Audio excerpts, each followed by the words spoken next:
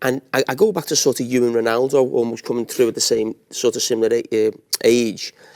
How did you feel about, you're talking about the Ferguson putting you on the left, almost feel like you're playing for him? So you're talking about, I could have scored more goals if I was more selfish. Those times in big European games, it felt like, well, okay, he's not going to work as hard as Wayne, so we'll leave him at centre forward and you'll have to play wide. Yeah, but then he win you the game. Yeah, so I think... Yeah, because you not back yourself, you could have won them the game. Yeah, but then I think from a defensive point of view, there was just more trust. Obviously, if I play out wide, I would do my job. I would get back and help out defensively, where Cristiano probably wouldn't do it. So, and then he causes them, he's a threat then, and pins their fullbacks back. So there was never any frustration with that? You sort of... Yeah, obviously I wanted to play my position.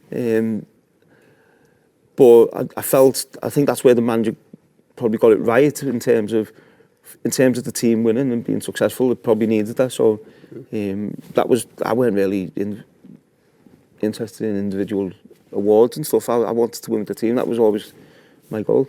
To me, you were the natural sort of new Roy Keane in the team, on the pitch, of how you play, the spirit, the fight, the energy and everything that, and also that little bit of something that would, to be fair, wouldn't be worried about knocking on the manager's door. The idea of knocking on the manager's door and saying, boss, what players are we going to sign? I want to know what players we're going to sign before I sign a new contract. I mean, was that you just demanding more from the club because you felt as though at the time, because it's not many players would during their career go into that office when the manager's got the control he's got and say, what players are you going to sign? I need to know before I sign my new contract. I think actually you brought something up just before you left in terms of how the club was going from a commercial point of view. I always remember you bring that up, and we had a meeting, didn't we? You could see what was happening. Yeah. And then I started thinking about the team and thinking, right, well, what's happening with the team? What's going to happen with the manager? Because I think we knew he didn't have that long left. The club offered me a new 5-year deal, but then we just sold Tevez, we just sold Ronaldo, and I said this to the manager. It's no disrespect to Phil Jones or Chris Smalling. They're obviously not going to place Ronaldo and Tevez, and I just wanted assurances that it weren't going to be another transition. I didn't have the time personally, so I had to ask that question. I felt it was important to ask the question: is it going to be a 3-4 year transition, or is it going to be we're going to win trophies now? And he told me to get out of his office, so fine, no problem. So then I got more sense then out of David Gill of what the plan was. I always say that 2008 front three of you, Cristiano and Tevez, obviously it was always either had G or Giggsy, either side, but they would more sort of like dovetail in and sit alongside Scholes and Michael Carrick. I always say it was probably the best front three ever. I've never seen anything like that. You were at your peak, Cristiano's at his peak almost, and Tevez was at his peak. Do you feel that's as good as it ever got for you in terms of sort of what would be football in your career? Yeah, I'd say that 3 or 4 years I think we had was...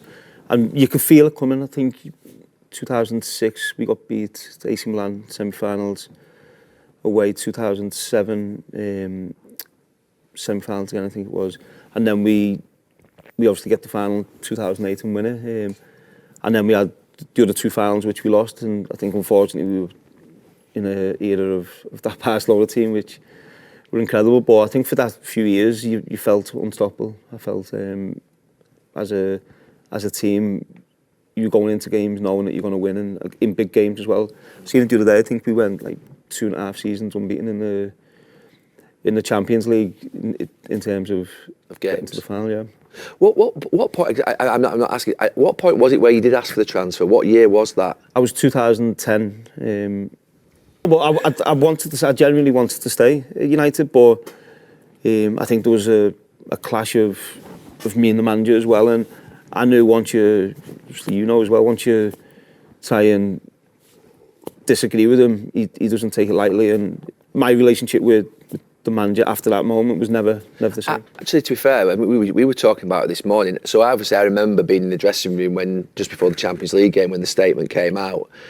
I thought, that was it. Yep. There's no comeback from that. I'd seen it many times before, previously, over the past 10, 15 years. But how did that turn around from you making that statement?